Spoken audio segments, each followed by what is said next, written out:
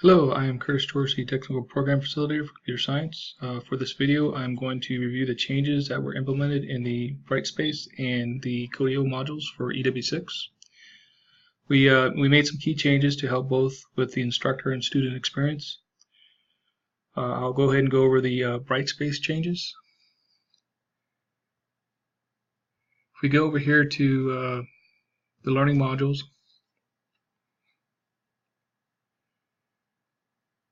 and we'll go ahead and go to start here.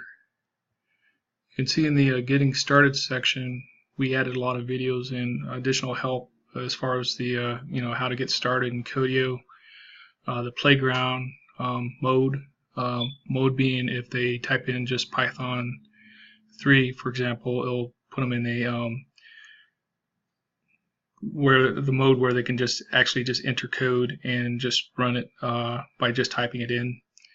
If they choose to actually run a file, they can do just at the command line type in Python and then the file name. So it just kind of shows them how to what that means and how to do that. And as far as the draft projects and the final projects, we go over the rental car, the grocery list, ATM, and the pattern search. We have a few videos on that kind of reviews those and gives a student some help as far as what to do in those final projects. As you know, we have run the code challenges.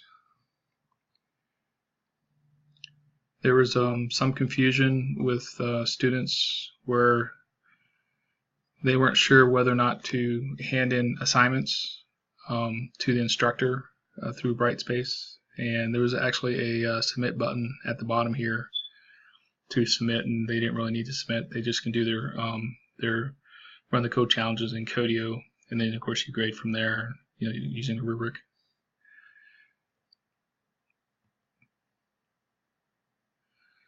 As far as the book reference, we're using the Codio book made by Ed Levere. We no longer use the Think Python book, so we removed all the references to the Think Python book, and we are just now using the Codio book. If you go to the syllabus, you can kind of see this.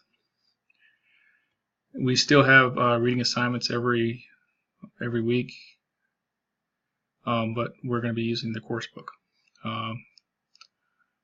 Of course, the first module is going to be chapter 0 and 1, and then one chapter each from there. And it's going to be it's basically more in line with what is actually covered in the material for Codio. So this should help the student with the Codio assignments. And I can kind of give you a quick review. I believe you were given the PDF version in EW5.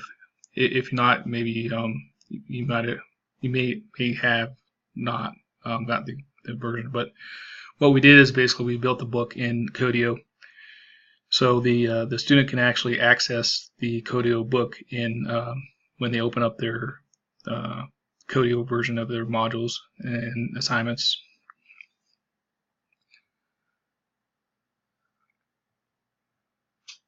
Once again, here's the new Codio book that was made by Ed Levere. And in order for the students to navigate through this Codio book, they can just click on this these 3 lines with a circle around it. And that basically shows all the chapters. And we have an introduction, data and expressions, conditional statements, loops, built-in data structures, functions, and file handling and regular expressions chapters in this book. We are also going to add a new section for formatting. If we look at a final, you'll see that, in fact, you should remember that there's a section where they have to create a reflection paper. There it is, applying your experience. They just basically write a reflection paper in their final after they format their code and have the different comments in the code and make their make sure the code works. They'll also be adding a reflection paper on their experience on the different errors that they had to tackle and get through in order to make their code work. Yeah, I just wanted to show you the final project before I showed you a draft. If you look at a draft, they don't have that applying their experience section anymore. Students were they were confused when they saw this section, thinking that they had to either submit a paper during the first drafts, or they thought that the comments for the final drafts were the section that's what it was talking about. So we removed that section in the drafts, but we left them in the finals, just to avoid that confusion. We made a few changes in the drafts. We changed, in fact, draft 1, we changed some of the language and variables for consistency, so students will understand what is being asked. A lot of what was in the rental car billing draft project or final project was confusing to the students, so we made it more clear exactly what we want, the exact output that we want, and what the students should be doing. For draft 3, we also changed some inconsistencies in this language as well. Again, there was some confusion, so we try to make it as clear as possible. In the file handling module, we corrected the solution check by removing the test for additional file.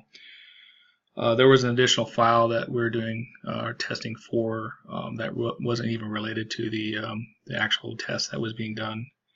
So the students would get to this point and they couldn't get past this point and would spend hours trying to get past this point. That's basically because the test was wrong, and no matter what they would develop, it would fail the test. So we did remove that. In fact, we removed that about a few weeks into the last term. I'm not sure if you noticed or not, but this check was basically happening in 5.3 and 5.5. The students basically were spending way too much time trying to get through this module because of that check. So we did fix that. The rubrics, again, we actually have a more general description, so that helps with that as well.